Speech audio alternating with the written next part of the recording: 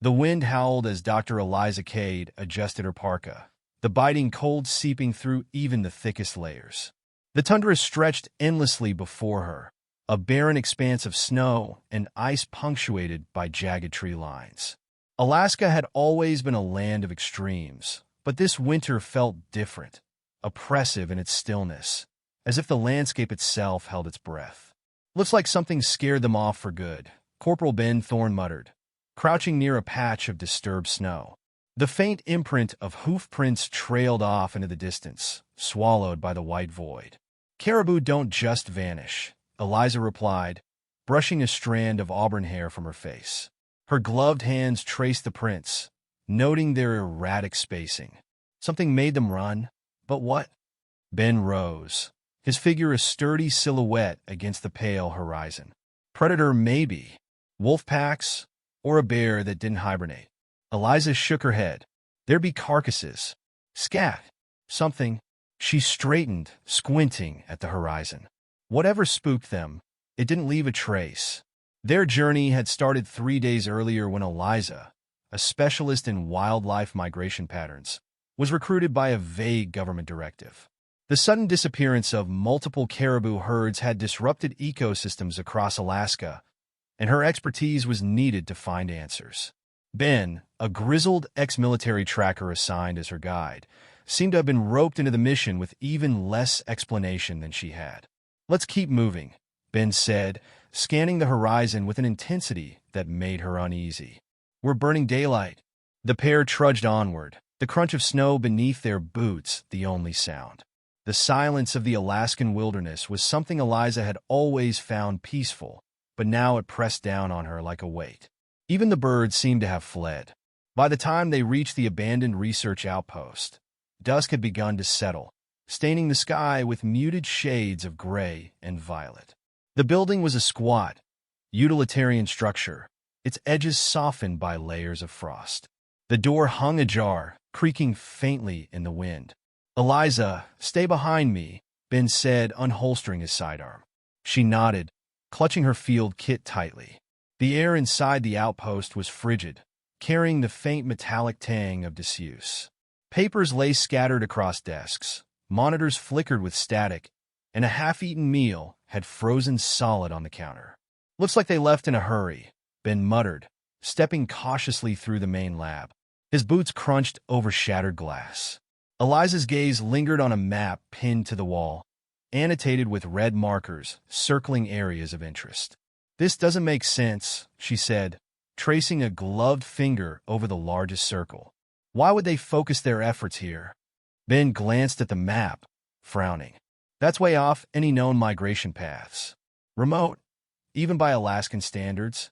Before Eliza could reply, a low hum filled the room, a faint, almost imperceptible vibration that seemed to emanate from the walls themselves.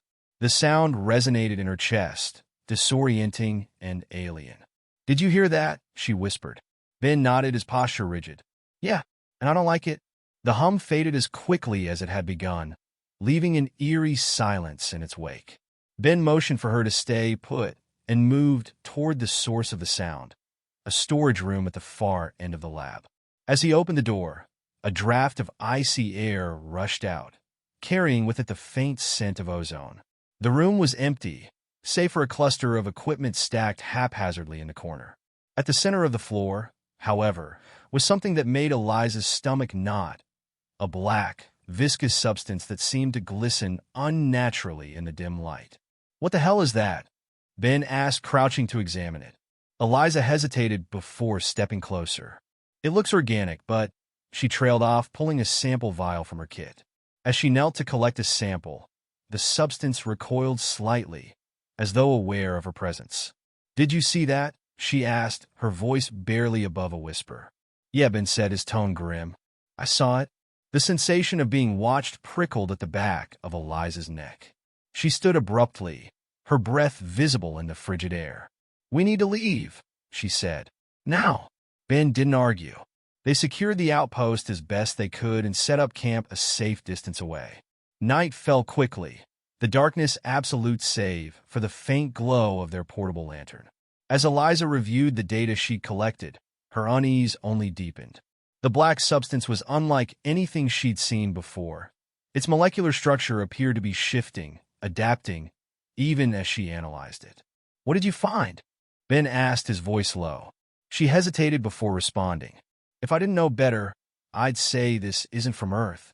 Ben's jaw tightened, but before he could reply, a distant sound cut through the stillness. A faint, melodic chime, almost like a song carried on the wind. They exchanged a glance. "That's no wolf," Ben muttered, reaching for his rifle. The sound grew louder, closer, until it seemed to surround them. Shadows danced at the edges of the lantern's glow, flickering unnaturally. And then they saw it, a figure at the edge of the trees, humanoid but wrong. Its form shimmered as though made of light and liquid, shifting and refracting like heat waves on the horizon. Ben raised his rifle, but before he could fire, the figure vanished, leaving only the faint hum in its wake. Eliza's heart pounded in her chest as she whispered, "What are we dealing with?" Ben's grip on the rifle tightened. "Something we're not prepared for?" The pale morning light did little to dispel the unease that had settled over their camp. Eliza's mind churned with fragmented thoughts as she packed her gear. Every detail from the night before, the haunting hum, the glimmering figure, the substance that recoiled as though alive, felt like pieces of a puzzle she wasn't ready to solve. "You good?" Ben's voice broke her focus. He stood at the edge of the clearing, scanning the horizon with a practiced vigilance that made her feel safer and more unnerved at the same time. "I'm fine," she replied, though the tremor in her voice betrayed her. "What about you?" "Been through worse," Ben said, though his eyes lingered on the tree line, as if expecting something to emerge. "But whatever this is, it's not something you walk away from without answers. Let's figure this out." Their first stop was the abandoned outpost, where the oppressive silence felt heavier in daylight. Eliza couldn't shake the feeling that the walls were watching her as they retraced their steps through the frozen hallways. "I want to check the logs," she said, pointing to a battered console in the corner of the main lab. Ben nodded, taking up position by the window, rifle at the ready. "You do that. I'll keep an eye out." Eliza brushed frost from the monitor, which flickered weakly as it powered on. Lines of corrupted code scrolled across the screen before settling into a fragmented interface. Most of the files were inaccessible, but one caught her attention, a recording labeled Field Report 7:34 p.m. She hit play, and the crackling audio filled the room. "Experiencing auditory phenomena again," a strained voice said, identifiable as Dr. Alan Voss, the lead researcher. "Voices. Whispers. They're clearer now, almost distinct. They're not just in my head, they're outside, in the air." A pause, followed by a rattling exhale. "The black substance is alive. It reacts to light, to movement. And last night," his voice dropped to a whisper, "I saw one. It stood at the edge of the perimeter, watching. I think it knows we're here."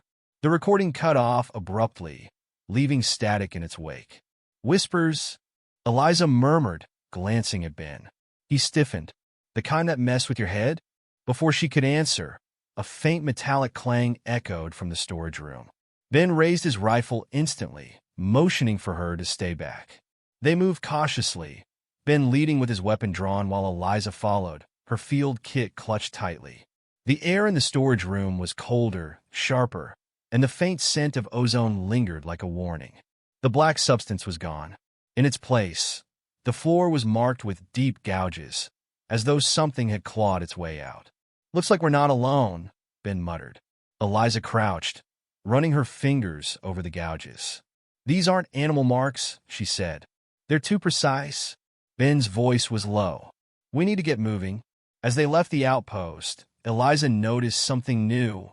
Footprints in the snow, faint but unmistakable. They weren't human.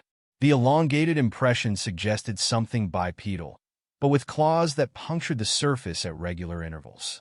"They're heading west," Ben said, his gaze following the trail. "That's toward the migration route," Eliza said. The realization settled over them like a shroud. Whatever had driven the caribou to flee was now moving deeper into the wilderness. They followed the tracks cautiously, the snowy expanse giving way to dense forest. The towering trees loomed overhead, their frost-laden branches forming a canopy that blocked out the weak sunlight. The farther they went, the quieter it became, as though the forest itself had fallen into a trance. Hours passed before they found the first body.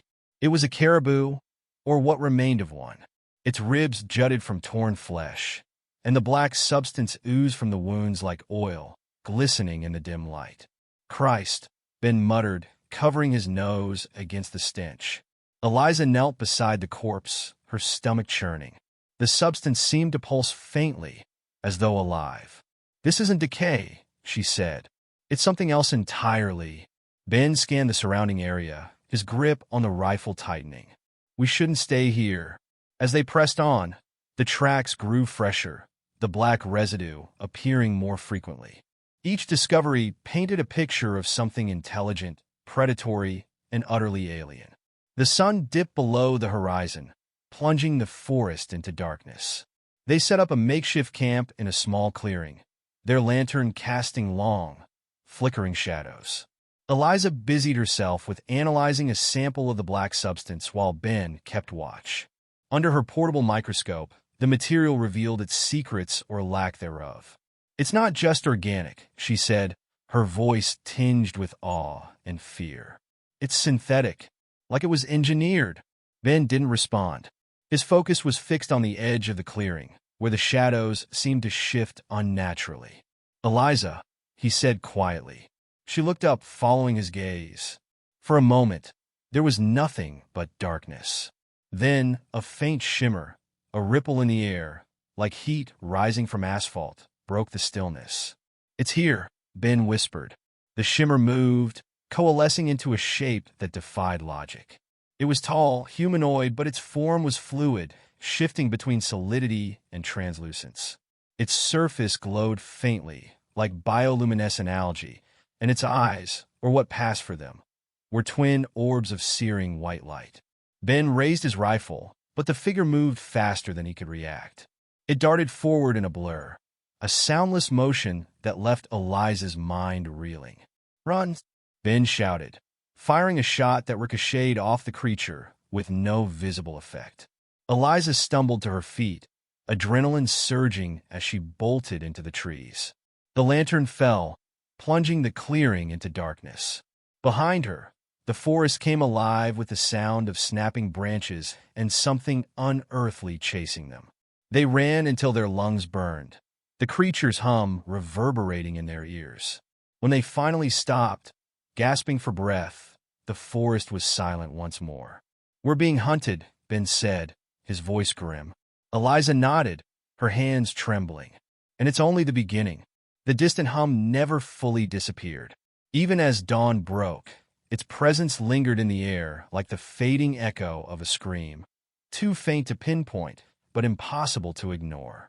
Eliza and Ben trudged through the snow, their movements heavy with exhaustion and dread. "How far to the next waypoint?" Ben asked, his voice gruff but tinged with weariness. Eliza checked her GPS, the screen flickering sporadically. "Another 2 miles, assuming this thing doesn't give out completely. Let's hope we make it before whatever that thing is finds us again," he said, scanning the dense forest. The waypoint was a military checkpoint marked on the map Eliza had taken from the outpost. If anyone else was still alive, she reasoned, they would be there. The knowledge brought her little comfort. They pushed forward, the silence of the wilderness broken only by their labored breathing and the crunch of snow beneath their boots. As they approached the checkpoint, a faint scent of smoke reached them, acrid and metallic.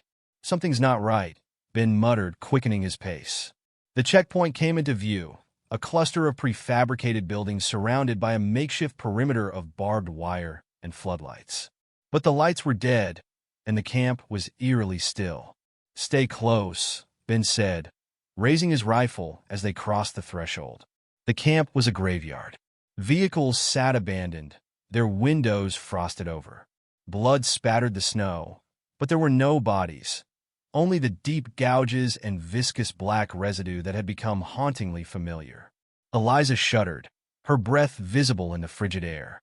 "It's like they were taken or worse," Ben replied, his voice hard. Inside the largest building, They found signs of a desperate last stand. Overturned tables, spent shell casings, and scorch marks on the walls. A monitor in the corner buzzed faintly, displaying fragmented video footage. Eliza moved toward it, brushing frost from the screen. The image flickered, a grainy feed of the camp's exterior. She rewound the footage until the chaos unfolded. The video showed soldiers pacing the perimeter under the harsh glow of the floodlights. The first attack was almost imperceptible, a shimmer in the air, followed by one of the men vanishing mid-step. "What the hell?" Ben whispered, leaning over her shoulder. The rest of the footage was a blur of motion and light. The phantoms, semi-invisible, fluid in form, descended on the camp like a swarm. Bullets passed through them as though they were made of smoke. One by one, the soldiers disappeared, their screams lost to the static of the recording. Eliza turned away, her stomach churning. "They're not just killing," she said. "They're harvesting." Ben didn't respond. His gaze was fixed on a terminal at the far end of the room, where a single file remained open on the screen. The title read, Operation Eclipse, Containment Protocols. He tapped the keyboard, and a detailed report filled the screen. The military had been aware of the phantoms for weeks, possibly months. The creatures had arrived with a meteor shower, the report stated, and quickly established a hive somewhere in the remote wilderness. "What is this?" Eliza murmured, reading over his shoulder. "Looks like your government friends knew more than they let on," Ben said bitterly. The report outlined the phantom's abilities: advanced cloaking, bioassimilation, and a disturbing capacity for psychic interference. The black substance wasn't just a residue.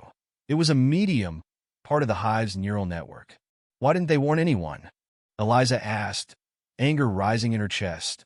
"Panic," Ben replied. "Containment is easier if no one knows what they're fighting." The final entry in the report froze her blood. Authorization for tactical response. Area annihilation pending. "They're going to wipe this place off the map," Ben said, his voice grim. "They can't," Eliza protested. "There are people out here, civilians, and they don't even know where the hive is." Ben leaned back, his expression unreadable. "If they're willing to nuke their own soil, they must think the hive's a bigger threat than anyone realizes." Eliza's mind raced. "We need to find the hive before they do. If we can destroy it, maybe they'll call off the strike." Ben hesitated, his gaze lingering on the map pinned to the wall. It was marked with clusters of red dots, converging on a remote location deep in the mountains. "That's where we start," he said, pointing to the epicenter. Their resolve was interrupted by the sound of movement outside. A faint crunch of snow, deliberate and too close. Ben motioned for Eliza to stay down as he moved toward the window, rifle at the ready. The shimmering air returned, moving between the buildings like a predator stalking its prey. "They're here," he hissed. The hum grew louder, resonating in their skulls and making it hard to think. Eliza clutched her head, trying to block out the invasive sound. "It's in my mind," she whispered, her voice shaking. Ben fired a shot, the noise deafening in the enclosed space. The shimmer darted sideways, impossibly fast, and the air seemed to ripple as the creature phased through a wall. "Move!" Ben shouted, grabbing Eliza's arm. They bolted from the building, sprinting toward the tree line. Behind them, the hum intensified, punctuated by flashes of light as the phantoms pursued. "Eliza, keep going!" Ben barked, turning to fire another shot. She stumbled forward, her heart pounding as she ducked beneath low-hanging branches. The forest swallowed her, the darkness broken only by the faint glow of the phantoms closing in. When she finally stopped, gasping for breath, Ben emerged from the shadows, his face pale but determined. "We can't outrun them forever," he said. Eliza nodded, her resolve hardening. "Then we make our stand at the hive." The journey to the epicenter was grueling. The snow grew deeper, the air thinner, and the oppressive hum of the phantoms remained a constant backdrop. The forest began to change. The trees warped and twisted as though something had seeped into the earth, corrupting the natural order. "This is it," Ben said, his voice low and strained. "We're in their territory now." Eliza tightened her grip on her pack, which held the small arsenal of explosives they had scavenged from the military outpost. The knowledge of what lay ahead weighed heavily on her, but retreat was no longer an option. They reached a ridge overlooking a steep valley. Below them stretched a vast expanse of ice and rock, with jagged formations that glistened unnaturally under the faint light of the overcast sky. At the center was a massive fissure, a chasm that seemed to pulse faintly with a bluish glow. "That's it," Eliza whispered. Ben nodded. The hive. The descent into the valley was treacherous. The ice cracked under their boots, threatening to send them plunging into unseen depths. Every step brought them closer to the source of the hum, which had become a deep, rhythmic vibration that resonated in their bones. When they reached the chasm, the air was thick and acrid, filled with a strange, metallic tang. The black substance coated the ground in swirling patterns, its surface rippling as though alive. "We don't have much time," Ben said, checking the detonators. Eliza knelt beside the edge of the chasm, peering into the abyss. The glow emanated from structures that looked almost organic, pulsing, shifting shapes that defied logic. The phantoms moved within, their forms fluid and ethereal as they glided through the hive like sentinels. "They're protecting something," Eliza said. "The core, maybe?" Ben followed her gaze. "Whatever it is, that's what we hit." They crept along the edge, searching for a way inside. The chasm narrowed into a cavernous opening, its walls slick with a black substance. Eliza hesitated, the overwhelming sense of wrongness clawing at her mind. Ben touched her shoulder. "We've come this far. We can't stop now." She nodded, swallowing her fear, and followed him into the darkness. The interior of the hive was unlike anything she had imagined. The walls pulsed faintly, the substance lining them glowing with an otherworldly light. Strange sounds echoed around them, a blend of whispers, clicks, and a low, resonant hum. "It's alive," she murmured. "Let's make sure it doesn't stay that way," Ben replied grimly. As they moved deeper, the passages grew narrower, forcing them to crouch. The glow intensified, illuminating strange symbols etched into the walls. Eliza paused to study them, her mind racing. "These aren't random," she said. "They're a language." Ben gave her a wary look. "Can you read it?" "Not exactly, but—" She trailed off, her fingers brushing the patterns. For a brief moment, a flood of images flashed through her mind. Planets, stars, and something dark and immense consuming them. She staggered back, gasping. "What happened?" Ben asked, catching her arm. "They're not just invaders," she said, her voice trembling. "They're survivors. Their world was destroyed, and now they're spreading, assimilating others." "Great," Ben said, his tone laced with sarcasm. "So we're just another stepping stone." They pressed on, reaching a vast chamber at the heart of the hive. At its center was a pulsating structure, a towering mass of glowing tendrils and shifting forms. The phantoms moved around it in rhythmic patterns, their movements almost ritualistic. "That's the core," Ben said, his eyes narrowing.